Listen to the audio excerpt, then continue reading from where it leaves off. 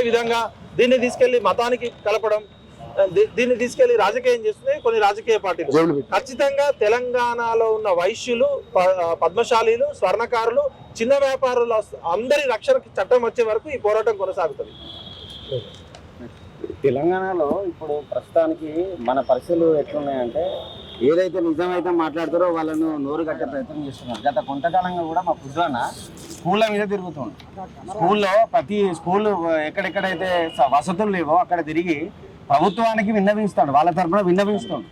ఏమని ఇక్కడ పరిస్థితులు బాగాలేవు, ఇక్కడ వీళ్ళకి మంచి సరైన ఫెసిలిటీస్ ఏర్పాటు చేయండి, ఇది మంచిగా ఉంటుంది, పిల్లల భవిష్యత్తు అంతా విస్తీర్ణం అయిపోతుంది, పరిస్థితి మంచిగా లేవని ఇవన్నీ సాకుగా చూపించి ఇలా వాడు కొట్టినోడు మంచిగానే ఉన్నాడు, తిట్టినోడు మంచిగానే ఉన్నాడు, వాళ్ళ కాంప్రమైజ్ అయితే అయిపోయింది. మరి నేను రాత్రి అరెస్ట్ చేయాల్సిన అవసరం ఉన్నది కూర్చోను.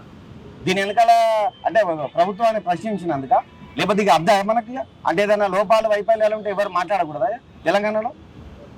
ఏ విషయం మీద మాట్లాడకూడదా? ఈ రోజు పల్లెలలో, గ్రామాలలో, విలేజ్ అంటే ఒక గ్రామం అంటే కన్నతల్లి లాంటిది. అక్కడ వ్యాపారస్తులు, చిన్న వ్యాపారస్తులు ఏదైనా ఉద్దరవసాధ్యం ఉంటే లోకల్ ఉన్నటువంటి తెలిసిన వాళ్ళ దగ్గర పోయి తీసుకునే అవకాశం ఉంటుంది. ఇలా మారవాళ్ళ దగ్గర తీసుకుని రావాలన్నా పోయి ఎక్కడైనా ఉద్ధరించగలుగుతారా?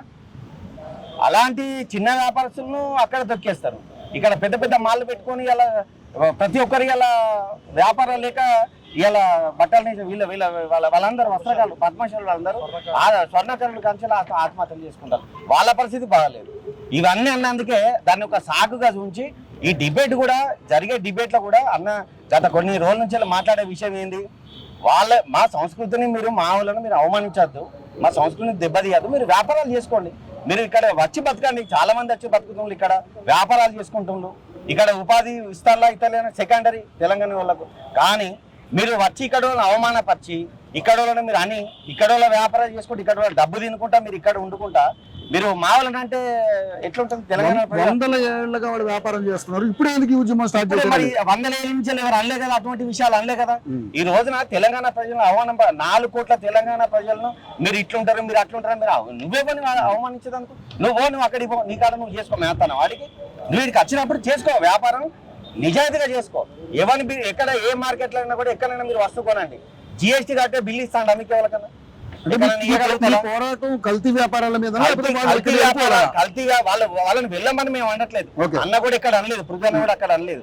వాళ్ళు చేసేది నిజాయితీగా చేయండి, మీరు మంచి వ్యాపారం చేసుకోండి, అందరితో కలిసిమెలిసి ఉండాలని చెప్తున్నాం మేము అంతా కలిసి.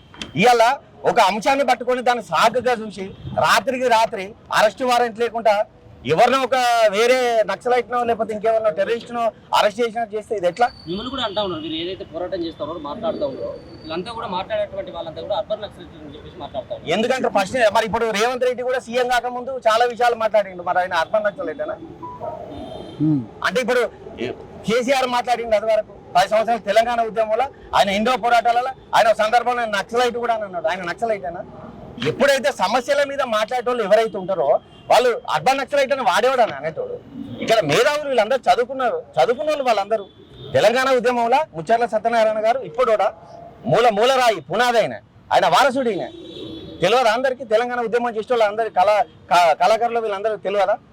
ఈ రోజు రాత్రి వచ్చి తీసుకుపోయి వారంటీ లేకుండా అరెస్ట్ చేసి పోలీస్ స్టేషన్లను తిప్పుకుంటా ఏ మెసేజ్ ఇస్తుంది ఇలా గవర్నమెంట్? అంటే ఇట్లా మీరు ఇట్లా వృద్ధానాలకి ఎవరు ప్రశ్నించద్దు, మేము ఎట్లా పాలన చేస్తే అట్లా ఉండాలని మీరు అంటే అలా స్కూల్ బాగు చేయండి, పోయి టాయిలెట్స్ లేదు, అక్కడ చాలా ఇబ్బంది పడుతున్నారు, రైతులు ఉన్నారు, పోలీసు వాళ్ళు పెట్టి యూరియా పంచుతాను అక్కడ విలేజ్లలో పోయి. కేంద్ర రాష్ట్ర ప్రభుత్వాలు సైతం కూడా మార్వాడీలకి మద్దతు తెలుపుతా ఉంది. వాళ్ళకేం బాధ ఇవ్వాలా?